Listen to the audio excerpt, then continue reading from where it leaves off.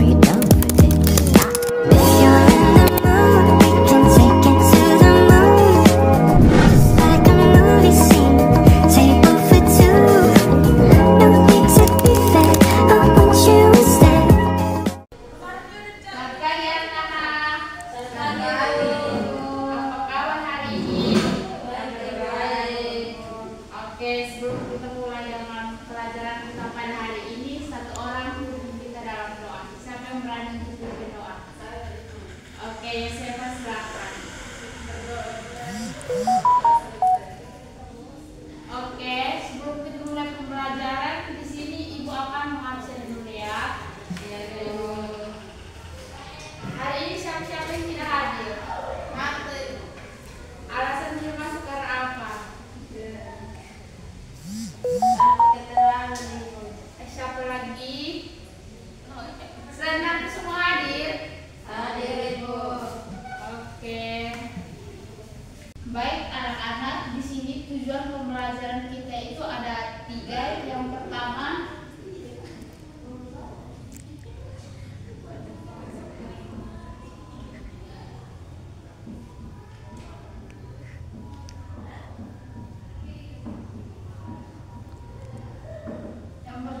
yaitu untuk mengetahui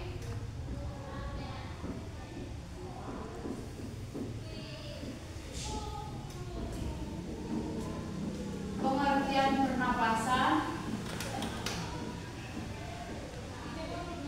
Yang kedua itu untuk mengetahui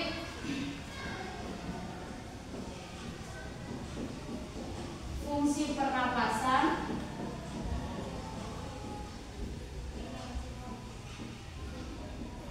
Yang ketiga itu untuk mengetahui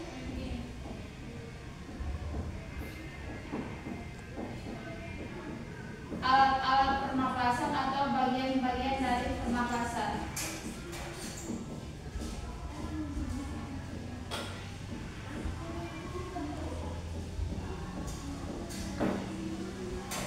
Kali ini kita akan belajar tentang sistem pernapasan.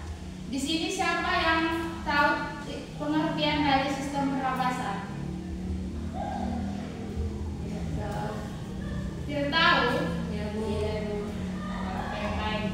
Di sini Ibu akan jelaskan pengertian sistem pernapasan, yaitu pernapasan atau ventilasi adalah proses menggerakkan udara masuk dan keluar dari paru-paru untuk memfasilitasi pertukaran gas dengan lingkungan internal tubuh, terutama dalam memasukkan oksigen dan membuang karbon dioksida. Pernapasan atau respirasi eksternal membawa udara ke paru-paru. Tempat pertukaran gas terjadi di alveolus melalui difusi. Materi yang kedua itu tentang fungsi pernapasan. Di sini siapa yang tahu tentang fungsi pernapasan? Saya. Apa? Ya, siapa silakan jawab. Hidup. Oke, untuk hidup siapa lagi? Yang tahu angkat tangan. Baik. Fungsi sistem pernapasan yaitu ada 3. Yang pertama itu untuk menghirup dan menghembuskan udara atau saat kita bernapas.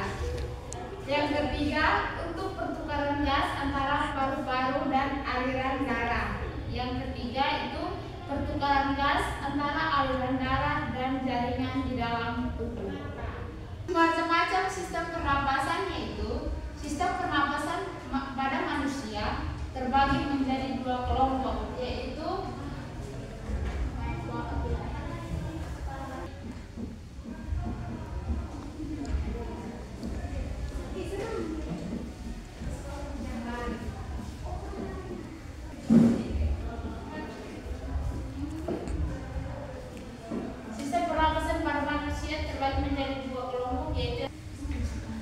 yang pertama itu sistem pernapasan bagian atas, yang kedua sistem pernapasan bagian bawah.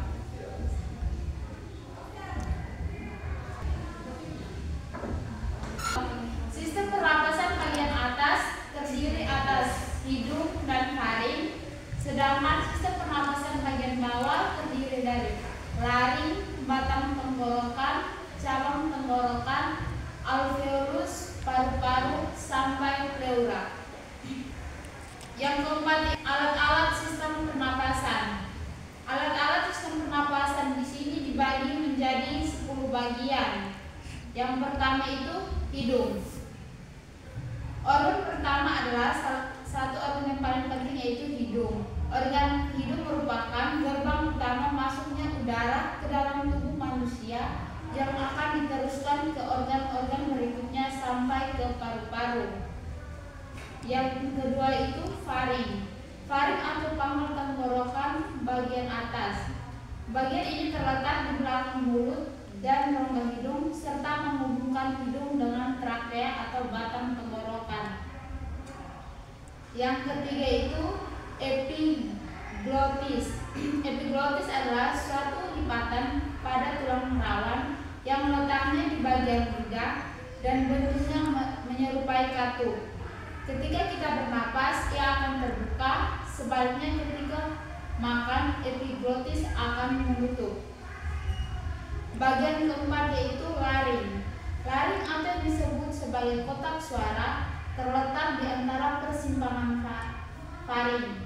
Bagian ini berfungsi untuk memproduksi suara ketika kita dapat mengeluarkan suara yang keluar melalui mulut kita. Bagian kelima itu trakea. Bagian trakea biasa dikenal sebagai batang tenggorokan yang bertugas untuk mengalirkan udara ke paru-paru. Yang keenam itu tabung bronkial. Gerakan pada tabung bronkial dapat menghasilkan dahak dan lendir atau lendir lainnya yang bisa dikeluarkan ke tenggorokan. Dahak atau lendir tadi ternyata memiliki peran penting, yaitu mencegah debu atau kotoran masuk ke dalam paru-paru. Yang ketujuh itu bronkiolus. Bronkiolus atau organ yang bertugas untuk menyalurkan udara ke alveoli. Selain bertugas menyalurkan bronkiolus, juga berperan untuk mengendalikan udara yang masuk ke paru-paru melalui ketika kita bernapas. Yang kedelapan itu paru-paru. Letak paru-paru sendiri ada di dalam tulang rusuk manusia, tepatnya di bagian belakang dada. Yang kesembilan itu alveolus. Kantong kecil di sekitar paru-paru merupakan tempat bertukarnya oksigen dengan karbon dioksida sehingga dapat dihembuskan kembali keluar tubuh manusia. Yang ke-10 diafragma. Bagian yang memisahkan rongga dada dengan perut ialah diafragma yang dapat berfungsi untuk memperluas paru-paru. Selanjutnya, mekanisme sistem pernapasan. Udara yang masuk melalui hidung dan mulut, kemudian melewati proses penyaringan partikel kecil oleh rambut hidung, lalu menuju ke trakea atau batang tenggorokan.